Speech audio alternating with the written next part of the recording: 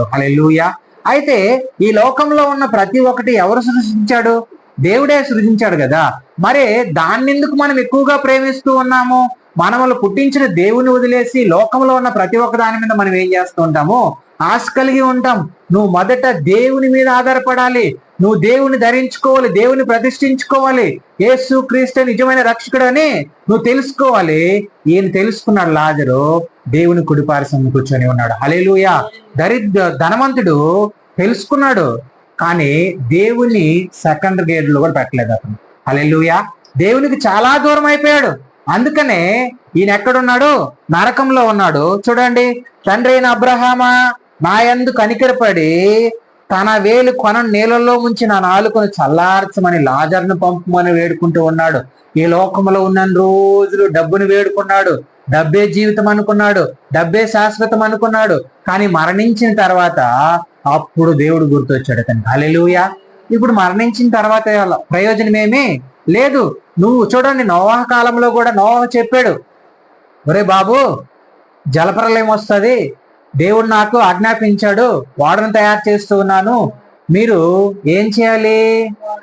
వాడలోకి రాండి, మీరు నా మాటలు వినండి అంటే వాళ్ళందరూ ఆ రోజుల్లో అంట తింటూ త్రాగుతూ సుఖంగా అనుభవిస్తూ పాపం చేస్తూ భయంకరమైన పరిస్థితులు అనుభవిస్తూ వాళ్ళు అనుకున్నారంట ఇదే జీవితం అనుకున్నారంట ఆ రోజుల్లో.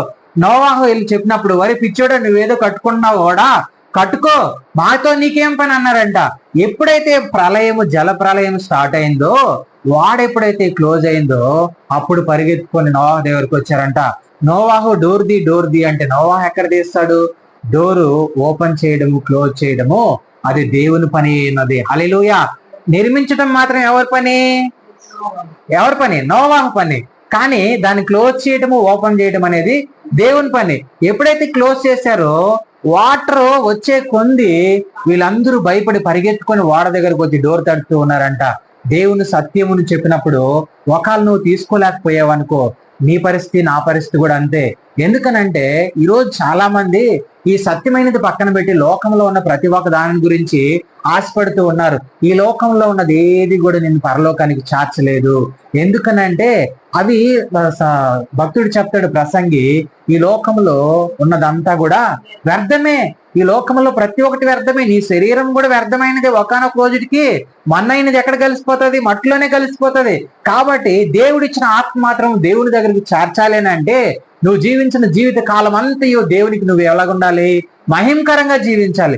అంతేగాని నువ్వు ఈ ధనవంతుడిలాగా ఒకవేళ పర్లేదు, నాకు అన్ని ఉన్నాయి, నేను దేవునికి దూరంగా ఉంటానని అనుకుంటే, ఇక్కడ అంటూ ఉన్నాడు, అబ్రహామా, నీ దగ్గరున్న లాజర్ని ఒకసారి తన ఏలు కొన నీళ్ళల్లో తడుపుకొని నాలుక పైన అంటే ఆ నాలుక అంత బగ ఏమైపోతుంది? మంటలో కాలిపోతూ ఉంది. అప్పుడు అంటూ ఉన్నాడు, అయ్యా, నీ దగ్గరున్న లాజర్ నా దగ్గరికి పంపు అని అంటే ఇంక ప్రయోజనం ఏముంది? చూడండి, సమయం ఉన్నప్పుడు ఏం చేయాలి? సద్వినియోగం చేసుకోవాలి. అజ్ఞానుల వలె కాకుండా జ్ఞానుల వలె నువ్వేం చేయాలి? నడుచుకోవాలి. నీకు ఇచ్చిన సమయంలోనే నువ్వేం చేయాలి? అన్ని సర్దుకోవాలి. దేవుడు ఏ సమయంలో వస్తాడో నీకు తెలియదు. ఏ సమయంలో, ఈ సమయంలో రావచ్చు, రాత్రిలో రావచ్చు, పొగులు రావచ్చు. ఏ సమయంలో వస్తాడో, నువ్వు ఏ సమయంలో వచ్చినా నువ్వు రెడీగా. చూడండి, పెళ్లి కూతురు ఎలాగుంటది? వరుడు కోసము ఎలాగుంటది? ఎదురు చూస్తూ ఉంటది. ఏమని? నా పెళ్లి కుమారుడు ఎప్పుడు వస్తాడు. అదే విధముగా వరుడు కూడా ఏం చేస్తాడు? పెళ్లి కుమార్తె కోసము ఎదురు చూస్తూ ఉంటాడు. అందుకనే మనం ఎలాగుండాలనంటే దేవుని కొరకు ఎదురు చూసే వారంగా ఉండాలి. హల్లెలూయా. ఈ లోకంలో ఉన్న వాటివి దేవుడే మనకి ఇచ్చాడు. అవి ఒకానొక రోజుటికి అన్నీ పోతాయి. కాకపోతే దేవుడు ఇచ్చినది మాత్రం దేవునికే నువ్వు అప్పజెప్పాలి. ఈ ధర్మశాస్త్రం, ఈయన ఈ పరిసయుడైన ధనవంతుడిని కూడా దేవుడే సృజించాడు ఈ లోకంలో. అయితే ఈయన ధనమును ప్రేమించాడు.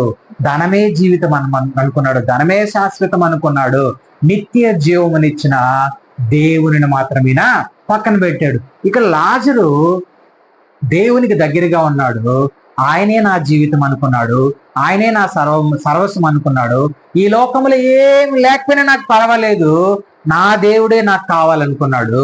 మరణించాడు. దేవదూతలు వచ్చి ఆయన కొనుక్కోబడినాయి. హల్లెలూయా. ఈ రోజు నీ జీవితం, నా జీవితం కూడా అంతే. నువ్వు జీవించిన జీవిత కాలము నువ్వు ఎలా జీవించాలంటే సాక్ష్యం కలిగిన జీవితం కలిగి ఉండాలి. ఈ రోజు లాజరు గురించి మనం చెప్పుకుంటూ ఉన్నామని అంటే ఆయన సాక్ష్యం కలిగి ఉన్నాడు. యేసుక్రీస్తు ప్రభు వారు శిష్యులకు ఉపమానం చెప్పాడు. ఆ ఉపమానం ఈరోజు మనం ధ్యానించుకుంటూ ఉన్నామని అంటే ఈ ఉపమానంలో ఎంతో సత్యం ఉంది, ఎంతో సాక్ష్యం ఉంది. ఈ సాక్ష్యం కలిగిన జీవితం నువ్వు కూడా ఏం చేయాలి? జీవించాలి. ఈ లోకంలో ఉన్నటువన్నిటిని మనం ఏం చేయాలంటే అపోస్తలుడైన పౌలు అంటాడు, నేను ఈ లోకంలో ఉన్న ప్రతిదాన్ని పెంటగా ఎంచుకున్నాడంట. హల్లెలూయా. ఎవరి కోసం ఎంచుకున్నాడంట? ఆయన యేసుక్రీస్తు ప్రభు వారి కోసం ఎంచుకున్నాడంట. అదే నువ్వు నేను కూడా ఎలాగ ఎంచుకోవాలి? ఈ లోకంలో ఉన్న ప్రతి ఒక్క దాన్ని నువ్వు నేను కూడా ఏం చేయాలి? పెంటగా ఎంచుకోవాలి. ఎందుకనంటే నీవు నేను ఒక పనికిరాని పరిస్థితుల్లో ఉన్నప్పుడు, ఒక చెత్త కుప్ప లాంటి జీవితం మంది. మన జీవితం చెప్పుకునేదానికి గొప్పదేం కాదు. మనము వెలివేసిన జీవితము, ఈ లోకము వెలివేసిన దేవుడు ఆయన ప్రేమ చేత నిన్ను నన్ను ఆయన రెక్కల చాచి మనల్ని అత్తుకున్నాడు. హల్లెలూయా. ఈరోజు చూడండి, మనము ఒక బురద గుంట ఉంటది, వెళ్ళి కాలు పెడతాం, అందులో పెడతాం ఎవరమన్నా? పెట్టం. ఎందుకని? బురద అంటుకుంటదని.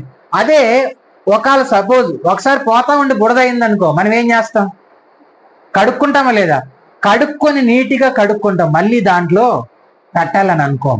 కానీ బురద గుంట లాంటి జీవితం మనదైనప్పుడు ఆయన మహాకృప చేత, ఆయన కనికరము చేత, వాక్యము శరీరధారి కృపాసత్య సంపూర్ణుడుగా మన దగ్గరకు వచ్చి మనమల్ని హత్తుకున్నాడు ఆయన. హల్లెలూయా. మనమల్ని హత్తు